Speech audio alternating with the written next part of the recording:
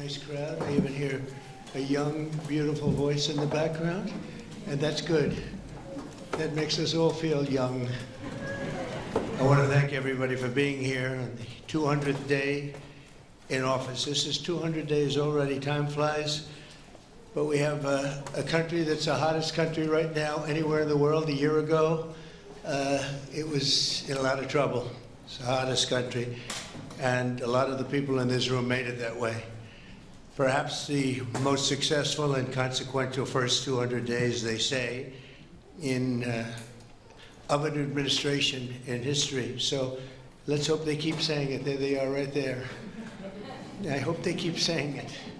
But even more importantly, this is also National Purple Heart Day, and we're here to honor and celebrate the unyielding patriotism and grit and devotion to America's Purple Heart veterans. Is great emotion and great love. The Purple Heart dates back to August 7th, 1782. That's a long time, when General George Washington awarded a heart-shaped purple cloth to 3 soldiers for outstanding gallantry and service in battle.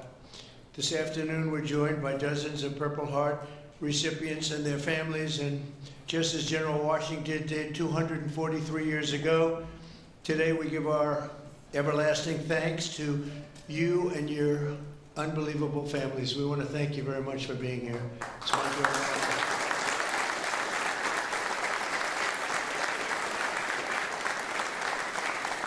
We're also joined by American patriots who love our military and our veterans, including Secretary of Defense Pete Hegseth. You're doing a great job, Pete. Thank you.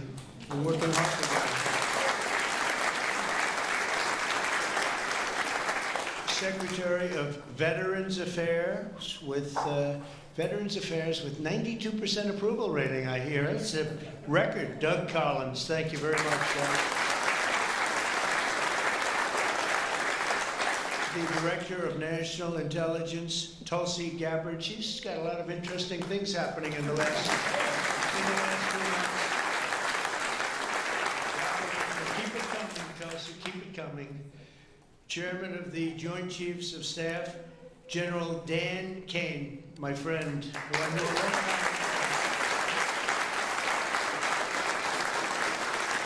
He got rid of ISIS in record time. They said it was going to take 4 to 5 years. He did it in 4 weeks. That's when I said, if I get into this again, I'm going to make him the chairman of the Joint Chiefs, and that's what happened. Great job, and he did an incredible job in Iran. I want to thank you very much. Great job, General.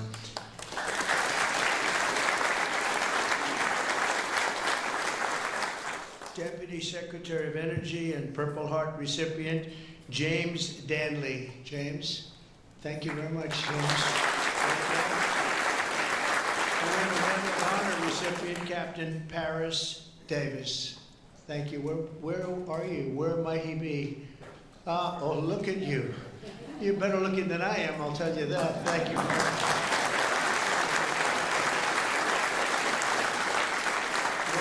Joined by the Marine Corps veteran who co-managed my 2024 campaign, a fantastic talent in many ways after he was wounded in battle for our country in Operation Desert Storm, Chris LaCivetta. So where is Chris?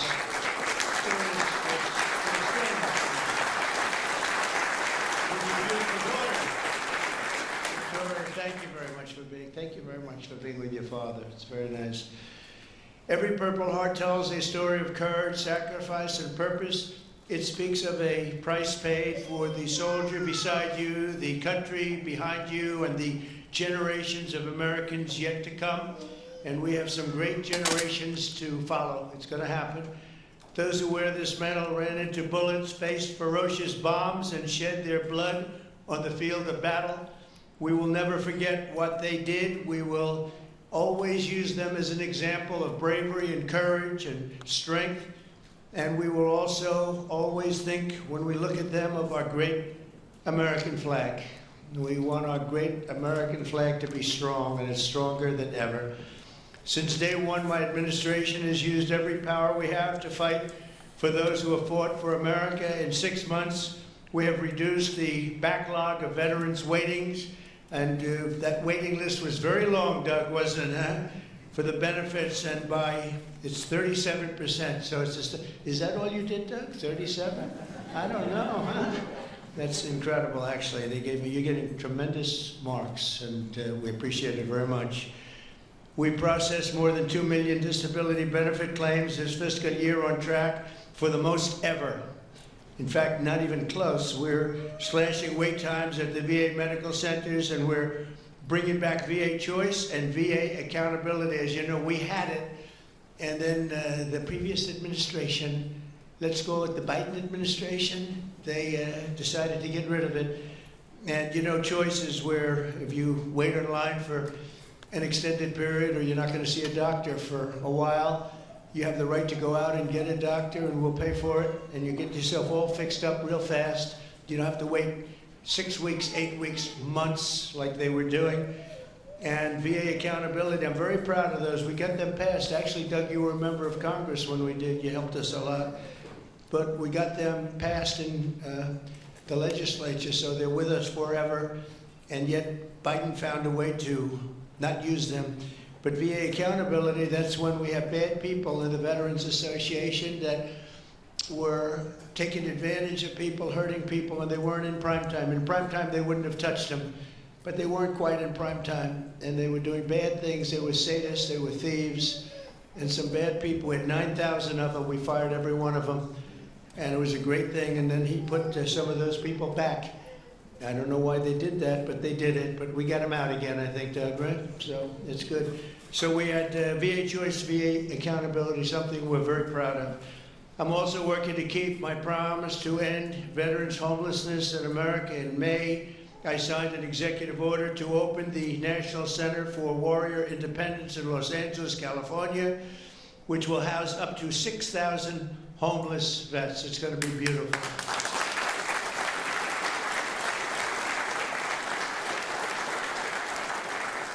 Last week I signed the VA Home Loan Program Reform Act, a big deal, to help ensure no veteran is kicked out of their home for a late payment. If you're a little bit late, don't worry about it. And frankly, if you're a lot late, you don't have to worry about it either. You just get it in when you can. Get it in when you can. America's veterans have done their duty for us, and under the Trump administration, we are doing our duty for you, okay? That's the way it's supposed to be. One of our brave soldiers with us today is Army Veteran Specialist Kevin Jensen. In 2008, Specialist Jensen was a gunner in a Humvee racing to support a platoon ambushed by the Taliban in Afghanistan. His vehicle was hit by a roadside bomb, flew 10 feet. He flew 10 feet up into the air and exploded in flames. The whole place was in flames, including, unfortunately, Kevin.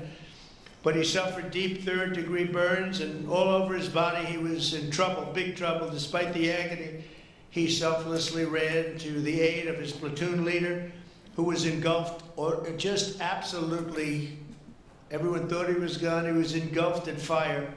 "Sir, I've got you. I've got you, sir," Kevin shouted and pulled his friend to safety. Specialist Jensen earned the Purple Heart, and he's here today with the platoon leader whose life he saved, and our newly sworn-in VA Undersecretary for Medical Affairs, Captain Sam Brown. Kevin and Sam, please stand, and I know Sam very well. Sam is great.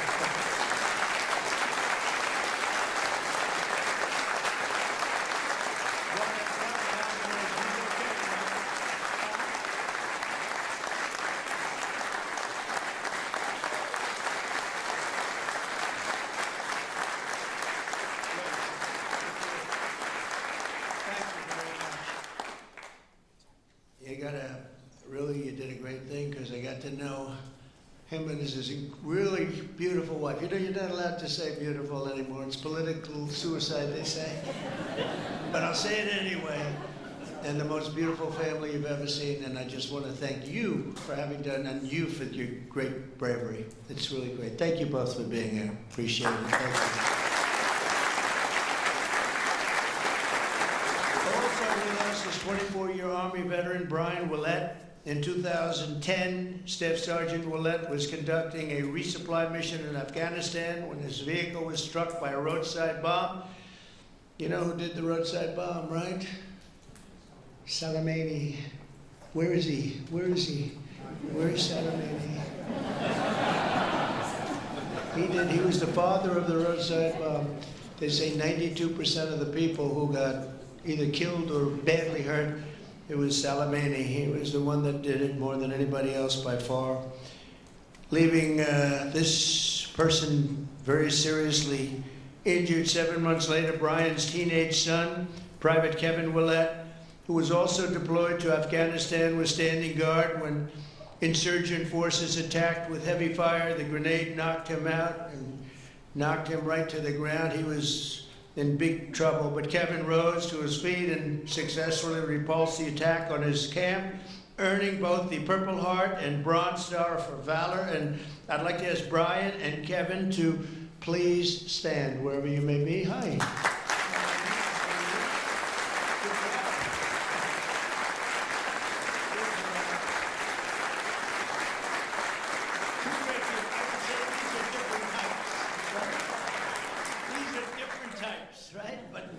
Same blood, that's all we care for. He's West Virginia. That's very good. You both look great. Thank you both very much. Appreciate it.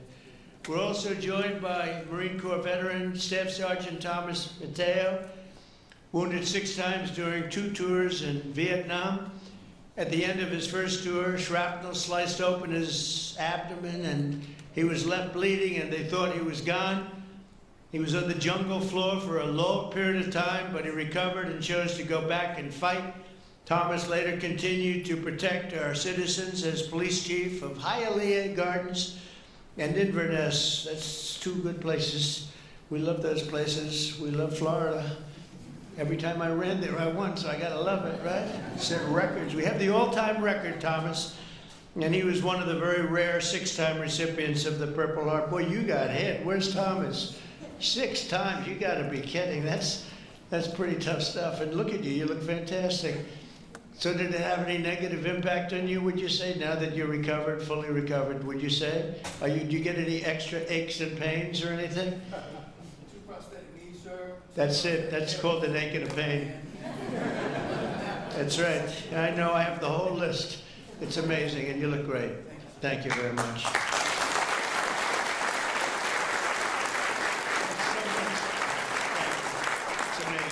Amazing.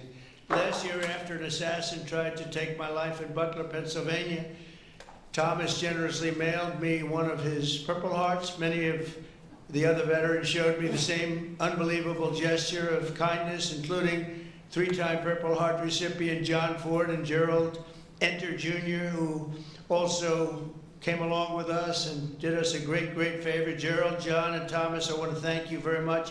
What a great honor to get those Purple Hearts. I guess in a certain way it wasn't that easy for me either when you think of it, but you went through a lot more than I did, and I appreciate it all very much. Thank you. Thank you. Where are you? Stand up, please. Please. Thank you very much. Thank you very much.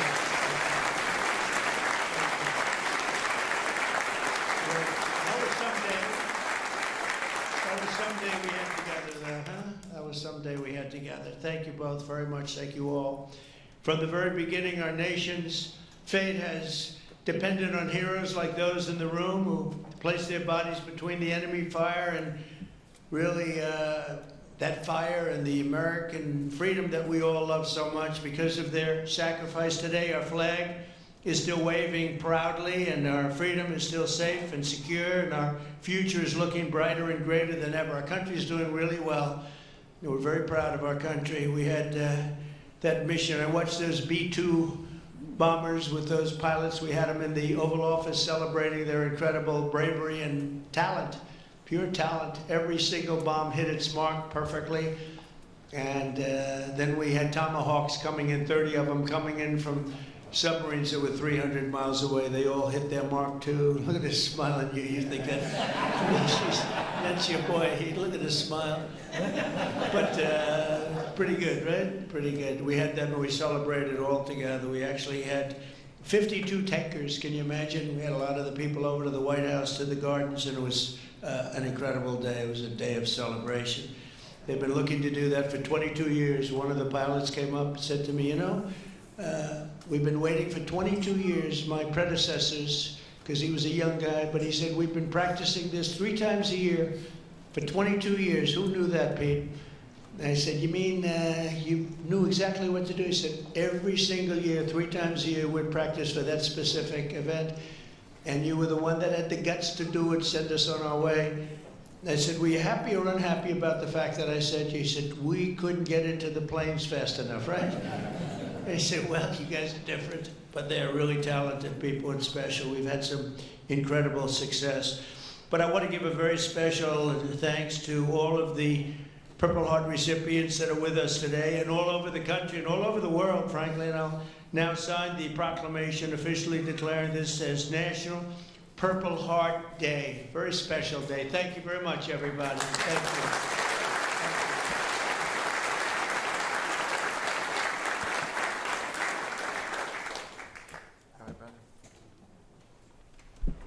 I know who I'm giving this pen to. That guy right there. 6 times.